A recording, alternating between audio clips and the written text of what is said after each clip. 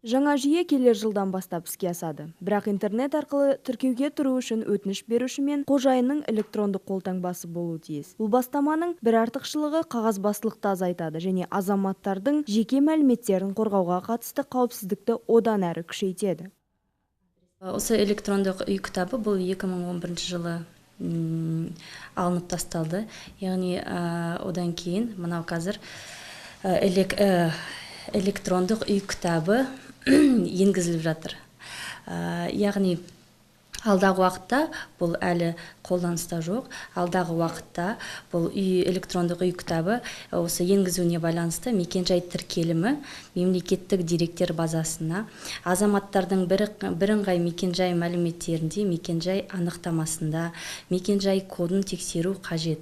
Яғни мекенжай коды бұл 16 саннан тұратын мекенжай тіркелімі мемлекеттік деректер базасына объект бойынша мәлімет алуға болады.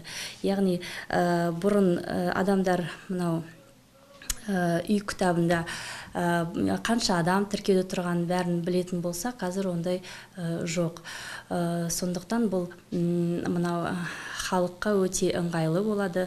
Яғни электрондық үй кітабынан олар өздеріне керекті мәліметтердің бәрін ала алады.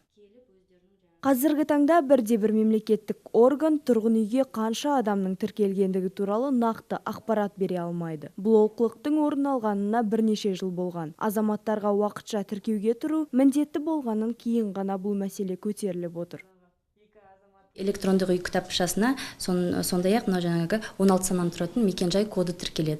Яғни ол бар ма, ол үй иесінде жаңағы мекенжайда жоқ па, оны білу үшін азаматтарға арналған үкімет мемлекеттік корпорация, яғни халыққа қызмет көрсету орталықтарына келіп жүгінуге болады. Одан кейін өтініш мына беруші аталған мекенжай бойынша тіркелген жағдайда келесідей құжаттарды ұсыну қажет. Яғни жеке бас куәландыратын құжаты болу керек және үй иесінің жеке сәйкестендіру номері болу керек. Онан кейін азаматтар келгеннен кейін қажеттілігіне қарай азаматтың мекенжай мәліметінде мекенжай тіркеу коды болмаған жағдайда уәкілетті қызметкермен түзетулер енгізіп, мекенжай тіркеу кодына түзету енгізу мүмкін. Болмаған жағдайда түсіндірме ары қарай беріледі. Анықтамасын алуға баратын әр азамат ендігі кезекте мәліметтерді еш қиындықсыз алады. Естеріңізге сала кетейік, мекенжай тіркеу коды электронды үкімет порталы арқылы онлайн режимде және тегін беріледі.